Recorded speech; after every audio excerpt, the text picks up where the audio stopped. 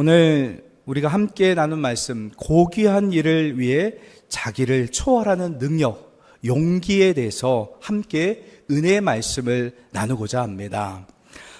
용기라는 것은요, 두려움을 극복하고 올바른 길을 선택하는 것이 용기입니다. 이 세상에 두려움이 없는 사람은 아무도 없습니다. 모두 어떤 상황이나 여건들이 찾아올 때 두려움을, 여러 가지 두려움이 우리에게 엄습해 옵니다. 도쿄 올림픽이 예전에 치러졌었는데 기대를 모았던 미국 선수, 체조 선수가 있었는데 세계 대회에서 무려 30개의 메달을 딴 굉장히 기대주였고, 또 도쿄올림픽의 올림픽 메달리스트로 될 확률이 높은 선수가 있었습니다. 미국에서 스포트라이트를 한 몸에 받았기에 또 체조 선수는 또 어리지 않습니까? 그런 부담감이 오니까 그만 경기 당일날 그 경기에 나가지 못하고 기권했다고 합니다. 왜냐하면 그 중압감을 이길 수가 없었던 거예요. 꼭 메달을 따야 되고, 세계대회에서 30개의 메달을 땄는데 올림픽에서 메달을 따지 못하면 어떡할까? 그럼 많은 사람들의 비난의 화살을 받는 것 아닐까 하면서 그 중압감 때문에 경기에 도전하지 못하고 그만 중도에 포기했다고 합니다. 그러면서 그 운동선수가 한 말이 뭐냐면, 운동선수도 사람이다, 그런 유명한 말을 했다고 합니다. 어떤 이유인지 모르나 그가 또 용기를 내서 마지막 평행봉, 그 평균대죠. 평균대 거기 이제 올림픽 마지막 경기에 출전했는데 다행히 동메달을 땄다고 합니다. 세계적인 운동선수도 용기 있게 도전하지 못하는 것을 보면 많은 사람들, 우리 모든 사람들은요, 두려운 마음 누구에게나 다 존재하는 것 같습니다. 모든 사람이 두려움에 사로잡힐 때가 있는데, 그러나 그 용기를 가지고 그 두려움을 극복하고 올바른 길을 선택하는 것이 용기 있게 살아가는 삶입니다. 고귀한 일을 위해 자신을 초월하는 능력이 바로 용기입니다. 하나님 앞에 존귀하게 쓰임받는 사람들을 보면요, 그들의 성품 가운데 두드러지게 나타나는 것이 바로 용기입니다. 그들도 역시 두려움이 없는 사람들이 아닙니다. 다 두려움이 있고 또 어려움들이 있지만 그 모든 어려움을 뚫고 용기 있게 맞서 싸운 신앙의 선배들입니다. 우리가 잘 알고 있는 모세도 바로왕에 갔을 때, 바로왕 앞에 섰을 때, 바로왕은 파라오였습니다. 절대적인 신적인 존재와 같은 사람이었습니다. 그 파라오의 명령에 따라서 사람이 살고 죽는 그런 존재였습니다. 그런 절대자 앞에 모세가 목숨을 걸고 이스라엘 백성들을 내보내달라는 그런 용기 있는 말은 정말 대단한 용기였던 겁니다. 입이 둔하고 혀가 무뎠던 모세가 바로왕 앞에 섰을 때 얼마나 두려웠겠습니까? 그러나 하나님의 말씀을 의지했을 때 그 큰 힘과 용기가 그에게 임했고, 그리고 그 모든 두려움을 극복할 수가 있었습니다. 여러분, 에스더도 마찬가지였습니다. 왕이 부르지 않으면, 왕 앞에 나가면 죽음을 당할 수 있는 그 행동을, 백성을 살리기 위해서 죽으면 죽으리라는 그 믿음을 가지고 왕 앞에 나갔습니다. 자기 백성을 구하겠다는 그 사명감이 죽음의 두려움도 극복해낼 수 있었던 겁니다. 용기는 이렇게 고귀한 일을 위해 자기를 초월하는 능력이 용기입니다. 다니엘의 세 친구도 마찬가지입니다. 느부갓네살 왕이 금신상에 절하라고 했을 때 이 다니엘의 세 친구는 그 금신상에 절하지 않았습니다. 극렬히 타오르는 그 풀무불 속에 던져질 것을 알면서도 용기 있게 끝까지 절하지 않았습니다. 또한 다니엘도요, 다리오 왕의 금령을 어기면 사자굴에 던져진다는 사실을 알고도, 그 조서를 알고도 오히려 예루살렘을 향하여 창문을 열어놓고 대적자들, 원수들의 여러 가지 시선에도 불구하고 용기 있게 하루에 3번씩 기도하던 대로 하늘의 하나님, 그리고 구원의 하나님, 그 하나님께 기도하는 그런 용기 있는 삶을 살았습니다. 그뿐 아닙니다. 사도 바울도요, 자기를 죽이려는 동족 유대인들이 얼마나 많은지 모릅니다. 온갖 위협 속에서도 복음 증거의 사명 때문에 그는 두려움을 용기 있게 헤쳐나갔습니다. 여러분, 세상에 두려움이 없는 사람 아무도 없습니다. 두려움 앞에 어떤 태도를 갖느냐에 따라 용기 있는 사람이 되기도 하고 또 비겁한 사람이 되기도 합니다. 여러분, 비겁한 사람이 되겠습니까? 용기 있는 사람이 되겠습니까? 네, 맞습니다. 용기 있는 사람이 되어야만 합니다. 시시때때로 다가오는 이 두려움이 우리에게 직면해 왔을 때 우리는 과연 어떤 태도로 용기 있는 삶을 살아가야 할까요? 첫째로, 두려움은 피하지 말고 부딪혀야 합니다. 여러분, 삶에 두려움이 많이 찾아옵니다. 질병의 어려움, 두려움, 또 여러 가지 가정의 문제의 두려움, 자녀의 그 문제의 두려움, 또 사업의 두려움, 그 문제들이 우리에게 겹겹이 찾아옵니다. 여러분, 두려움은 피한다고 사라지는 것이 아닙니다. 우리가 눈을 감아도 그 두려움은 찾아옵니다. 오히려 눈을 감으면 두려움이 찾아올 때 우리는 눈을 감아버립니다. 공이 날아올 때 어떻게 하면 본능적으로 우리는 눈을 감습니다. 복싱 선수도요, 복싱을 할 때 그 주먹을 갖다가 눈을 감으면 맞습니다. 복싱 선수도 어떻게 하냐면 그 두려움을 갖다가 피하지 않고 눈을 뜨고 그 주먹을 향해 날아오는 것을 피하는 것이 복싱 선수들의 모습입니다. 두려움을 초월해야 그 모든 어려움들을 이기고 승리할 수 있게 되는 겁니다. 그러기에 눈을 감아버리면 안 된다는 겁니다. 두려움의 정체가 뭔지 모르고 두려움이 찾아왔을 때, 엄습해 왔을 때 눈을 감아버리면 어떻게 될까요? 그 두려움의 실체가 뭔지도 모르고 그래서 상상을 하게 됩니다. 이거는 이렇게 돼서 안 될 거야 하면서 막 꼬리에 꼬리를 물어서 그 작은 두려움이 아주 산만큼 커지게 되는 것을 우리는 경험해 봤습니다. 그래서 두려움을 피하지 말고 부딪혀야만 합니다. 눈을 뜨고 두려움의 실체가 무엇인지를 직시하고 바라봐야만 합니다. 그렇다고 그 두려움을 갖다가 만만하게 여겨서도 안 됩니다. 두려움이 찾아왔을 때 혼자 부딪히지 말고요, 바로 하나님과 함께 두려움을 맞서 싸우는 용기가 필요합니다. 두려움을 정복하는 길은요, 피하는 것이 아닙니다. 신앙의 선배들처럼 하나님과 함께 두려움을 부딪혀 나갈 때, 그 두려움과 싸워 나갈 때, 용기 있게 나아갈 때 우리는 그 두려움을 극복할 수 있습니다. 둘째로, 두려움에 대해서 분별해서 보는 안목이 필요합니다. 여러분, 두려움을 잘 바라봐야 되고 이것이 정말 두려운 존재인가, 그렇지 않은가를 분별력 있게 바라볼 수 있는 안목이 우리에게 필요합니다. 우리가 무엇을 보느냐에 따라서 우리의 생각이 좌지우지됩니다. 감정이 요동칩니다. 그런데 대부분의 두려움에 찾아오면요, 두려움이 커지는 쪽을 향해서 우리의 시선을 돌리고 맙니다. 두려움이 커지는 쪽을 바라보는 것이 아니라 그 시선을 하나님을 바라볼 수 있는 분별력이 필요합니다. 여러분, 그래서 분별해서 볼 줄 아는 그 능력이 우리에게 필요한 것입니다. 사울과 이스라엘 백성들은요, 골리앗, 키 큰, 몸집이 큰 그 거인 장수 앞에 두려움에 사로잡혔습니다. 그의 모습만 바라보면서 모든 이스라엘 백성들이 두려워하며 떨었습니다. 그리고 가나안 땅에 10명의 정탐꾼들도 가나안 족속들이 거대하고 기골이 장대하고 거인 족속이라서 그들의 몸집만 보고 그들과 싸우면 지겠다라는 그 두려움에 아직 싸워보지도 않고 메뚜기와 같은 그 이스라엘의 모습을 발견하면서 자신들의 처지와 또 가나안 백성들의 그 기골이 장대한 것을 보면서 두려워하며 떨었습니다. 여러분, 문제를 바라보면 그 문제 앞에 사로잡히게 되고 그 문제를 극복할 수 없습니다. 문제 때문에 두려움에 휩싸여서 아무것도 할 수 없게 됩니다.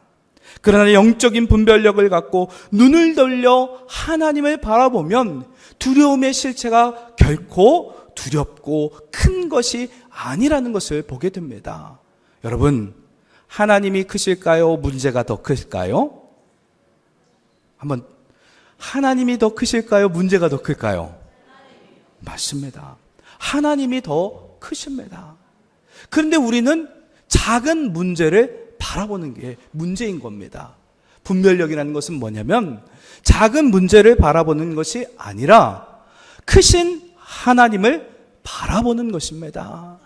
여러분, 크신 하나님을 바라봐야 그 문제를 뛰어넘을 수 있는 힘과 능력이 생깁니다. 많이 힘들고 어려운 두려운 문제들, 삶의 문제들 많이 다가오죠.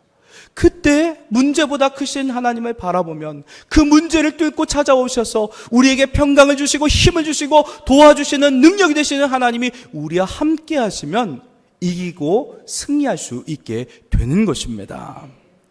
여러분, 그러니까 이 모든 신앙의 선배들이 어떻게 했냐면 그 문제를 바라본 것이 아니에요. 물론 문제 때문에 했었고 힘들어 했었지만 문제보다 더 크신 하나님을 바라보면서 골리앗도 또 가나안 거인 족속들도 작게 봤다라는 겁니다. 여호수아와 갈렙은요, 문제 앞에서 하나님을 바라보면서 오히려 거인 족속을 작게 봤습니다. 다윗은요, 골리앗 앞에서 그 하나님을 바라보니까 문제보다 더 크신 하나님, 골리앗보다 더 크시고 힘 있는 하나님을 바라보니까 그 문제를 이기고 승리해 나갈 수 있었던 겁니다. 크신 하나님을 바라볼 때 골리앗이 작게 보이는 것입니다. 그것이 바로 분별력입니다. 여러분, 이렇게 용기 있게 그 골리앗이라는 큰 산, 그 문제와 두려움, 그것을 향해 맞서 싸울 수 있는 용기와 힘은 크신 하나님을 바라보는 데 있습니다. 모세도 에스더도 사도 바울도 다니엘의 세 친구들도 모두가 용기 있게 살았고 그 사람들의 특징을 가만 살펴보면 언제나 그 문제 앞에서 하나님을 바라보는, 하나님을 향해 시선을 고정하는 삶을 살았습니다. 모세와 이스라엘 백성들이 추격해오는 애굽의 군대, 뒤에서는 애굽의 군대가 쫓아왔습니다. 그리고 또 앞에는 홍해라는 바다가 그들의 앞길을 가로막았습니다. 그 두려움 가운데 있을 때 죽게 되는 그런 어마어마한 두려움 가운데 이스라엘은 문제만 바라봤습니다. 뒤에 있는 애굽의 그 병거와 마병들, 앞에 있는 홍해를 바라보면서 두려워하며 떨었습니다. 그러면서 하나님을 원망하고 하나님께 막 불평을 내쏟았습니다.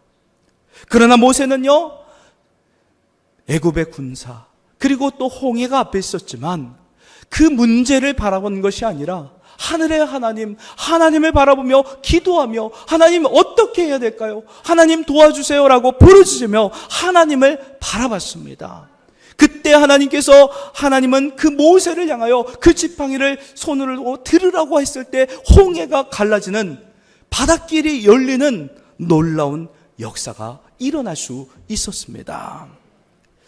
여러분, 혹여나 우리 삶 속에서 찾아오는 두려움 가운데 사로잡힌 분들이 계신다면 분별력 있게 남들이 바라보는, 그냥 세상 사람들이 바라보는 그 문제만 바라보지 마시길 바랍니다. 문제보다 더 크신 하나님을 바라보시길 바랍니다. 하나님을 바라볼 때 두려움으로부터, 그 모든 두려움으로부터 자유로워질 수 있게 되는 것입니다. 여러분, 하나님을 바라보는 것, 그것이 바로 예배이고 그것이 바로 진정한 용기이고 그것이 바로 우리가 살 수 있는, 이 땅에서 용기 있게 승리할 수 있는 삶의 비결인 것을 믿으시기 바랍니다. 셋째로요, 두려운 상황 속에서도 분별해서 들을 줄 알아야 합니다. 여러분, 이스라엘 백성들이 두려워했던 골리앗은요, 큰 몸집에서 그리고 말하는, 울려 퍼지는 그 위협적인 말에 압도를 당했습니다. 우리가 무엇을 듣느냐가 중요합니다. 골리앗 장군이 엄청난 몸집으로 해서 야 이스라엘 백성들아 하면서 이렇게 외쳤을 때 하나님을 저주하고 하나님을 갖다가 눈에 안 보이니까 그렇게 저주하며 그렇게 이상한 말짓을 하는 그 골리앗, 그 골리앗의 음성에 이스라엘 백성들이 현혹되었다는 겁니다. 어떤 소리를 듣느냐가 중요합니다. 다른 사람들이 나를 향해서 무언가를 소문을 내고 하는 것, 그런 소리를 들으면 안 됩니다. 그러면 아무것도 할 수 없습니다. 그런 소리를 듣는 것이 아니라 하나님이 주시는 소리를 우리는 들어야 합니다. 교회 안에서도 그렇고 우리가 직장 생활할 때도 그렇고 어떤 일을 할 때 다른 사람의 소리를 듣는 것이 아니라 하나님의 소리를 들어야 합니다. 그 하나님의 소리를 들어야 그 두려움을 극복해 나갈 수 있게 되는 것입니다. 여러분, 세상의 말을 기울이는 것이 아니라 하나님의 음성을 들을 때에 승리할 수 있게 됩니다. 골리앗의 말을 듣는 것이 아니라 하나님께서 도와주시겠다라고 약속하신 그 하나님의 말씀에 우리가 귀를 기울이면, 그러면 용기 있게 신앙의 선배들처럼 반응할 수 있습니다. 두려움은 있지만 그 두려움을 뛰어넘기 힘들고 어렵지만, 그리고 많은 사람들의 목소리가 있지만 그 소리를 갖다가 오히려 그 소리를 듣는 것이 아니라 하나님의 그 세미한 음성, 우리를 살리고 승리케 하시는 하나님의 음성을 들을 때 우리는 믿음을 갖고 용기를 갖고 일어서게 되는 줄 믿습니다. 여러분, 두려움 가운데 하나님 말씀에 귀를 기울였기 때문에 신앙의 선배들이 그 두려움을 뚫고 나갈 수 있었습니다. 이스라엘의 민족의 영도자였던 모세가 죽자 여호수아가 뒤를 이어서 모세와 같은 그 역할을 감당했습니다. 가나안 땅은 한 번도 가지 않은 그런 미지의 길이었습니다. 거기에는 어떤 민족이 살고, 물론 가나안의 6족들이 살고 있었지만 그런 어려운 상황 가운데 어떤 길인지 어디로 가야 될지 참 알기 힘든 미지의 땅이었습니다. 모험의 땅이었습니다. 그 가나안 땅을 정복하는 것은 힘들고 어려운 두려움 그 자체였습니다. 이 거룩한 사명 앞에 여호수아는 두렵고 떨릴 수밖에 없었습니다. 한 번도 가보지 않은 길을 가야 했기에 그 여호수아는 두려움에 사로잡혔습니다. 그때 여호수아를 향하여 하나님께서 말씀하셨습니다. 오늘 본문 여호수아서 1장 9절 말씀을 함께 읽어보겠습니다. 여호수아서 1장 9절 말씀을 한 목소리로 합독하겠습니다. 함께 읽겠습니다. 내가 내게 명령한 것이 아니냐. 강하고 담대하라. 두려워하지 말며 놀라지 말라. 내가 어디로 가든지 내 하나님 여호와가 너와 함께 하느니라 하시니라. 아멘. 여러분, 여호수아가 두려워 떨고 주저앉자 하나님께서는 하나님의 음성을 들려주셨습니다. 내가 너와 함께 하겠다. 참으로 내가 너를 도와주겠다. 일어서서 내가 분부한 땅으로 가라라고 명령하셨습니다. 이렇게 하나님이 함께 하시면요, 두려움을 극복할 수 있습니다. 이렇게 하나님의 음성에 귀를 기울이면 용기 있게 일어설 수 있습니다. 여러분, 왜 우리가 두려움 가운데 주저하고 그리고 좌절하고 낭망합니까? 왜 우리의 삶 가운데 늘 이렇게 실패와 좌절과 낭망 속에서 왜 주저앉고 있습니까? 이제는 주님의 음성, 우리를 살리는 음성, 우리를 세우시는 그 음성에 우리의 귀를 기울여야 합니다.